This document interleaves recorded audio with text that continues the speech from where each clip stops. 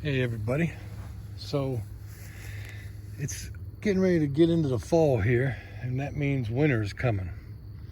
And I got a sprinkler system in the yard, and it's one thing a lot of people don't realize. I found this out the hard way, is you have to winterize your sprinkler system.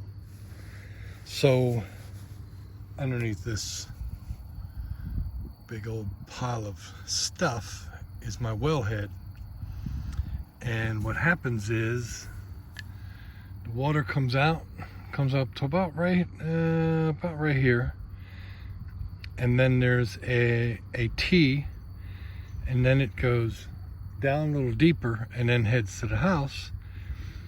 And there's actually two lines. Then there's another line that comes out, and then another line goes to the house for what do you call it? The outdoor faucets. It's a separate line. Once that line splits off to the outdoor faucets, there's a line that comes into this box, and this is the sprinkler system. Inside here is a backflow preventer manifold. That's where you see those two T handles, and then you have these two backflow preventer valves.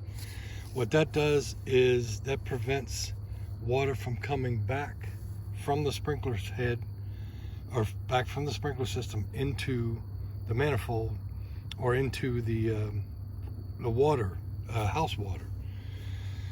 So, well, what you got to do is you have to winterize this. So the first thing you want to do is go in and turn your sprinkler system off.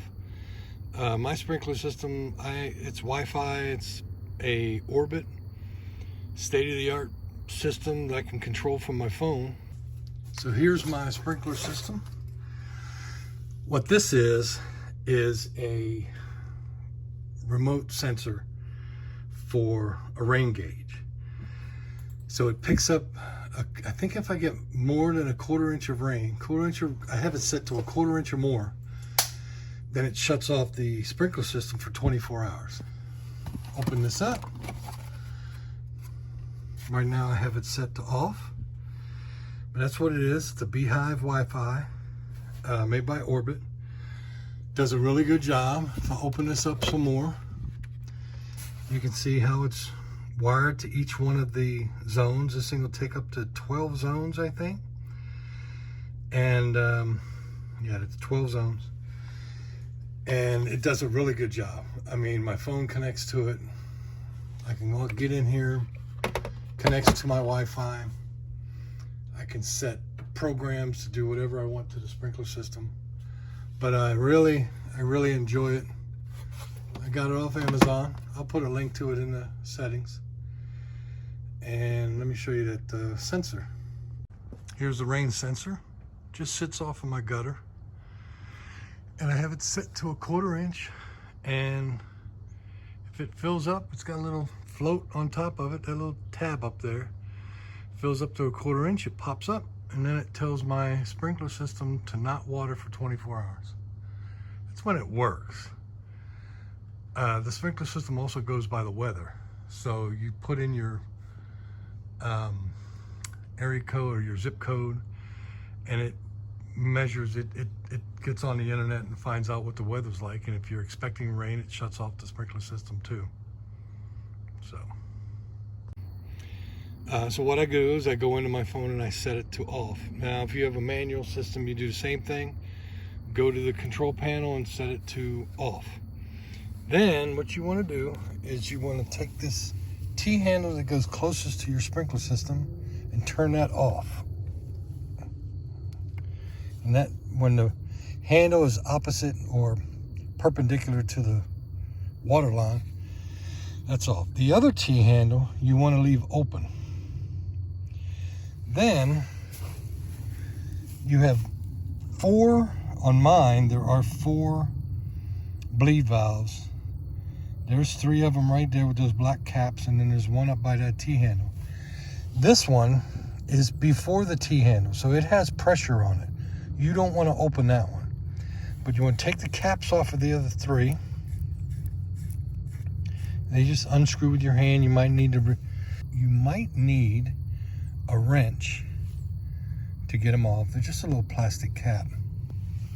And let's turn this up so it's set over here. Do this one.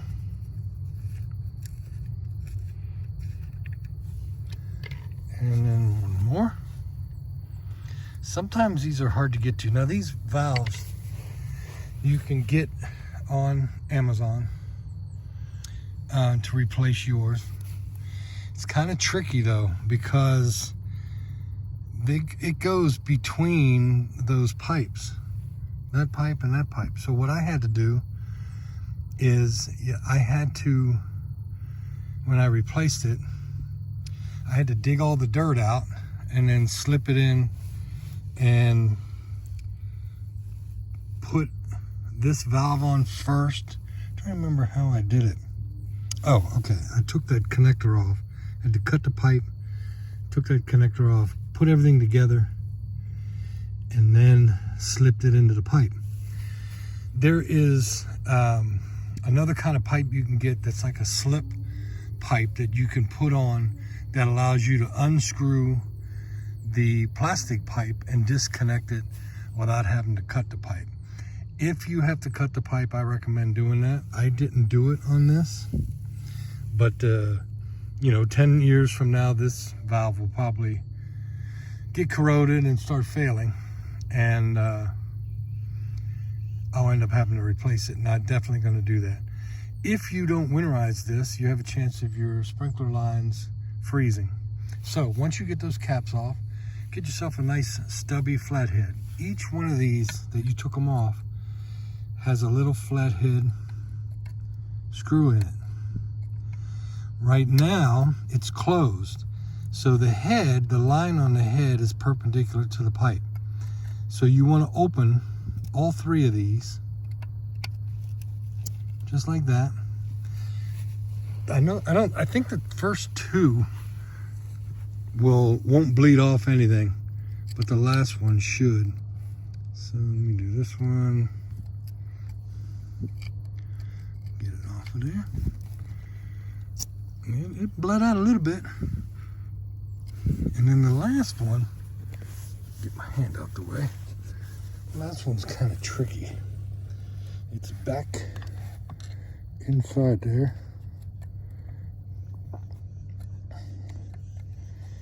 Get the on there and then turn it. There you go. Let it drain off some water. And you have the slot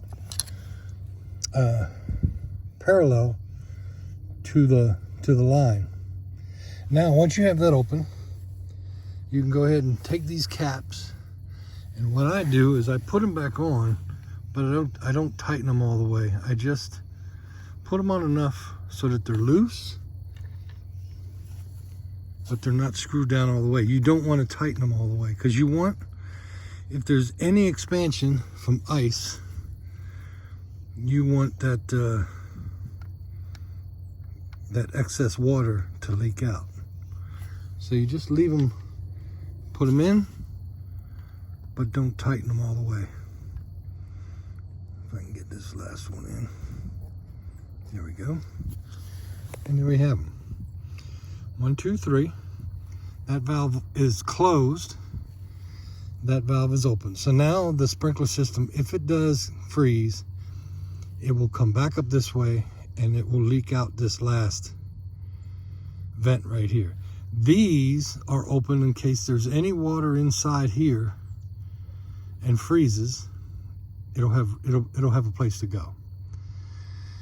Now what I do is I put a little insulation in this box for the winter because I still have this pipe here that's full of water that comes up here to where this closes. So I want to insulate it. Last year we got extremely cold and I had this full of insulation and it didn't freeze. I mean, it got to 13 below, I think, which is pretty cold for Oklahoma. So then you can go ahead and put this cap back on.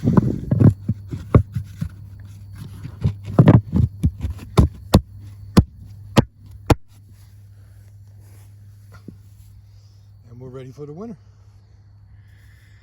If you have any questions, give me a holler. If you want to know more about the Wi-Fi sprinkler system manifold I have, let me know, and I'll post a link to the model that I use in the description. If you like, subscribe. Talk to you later.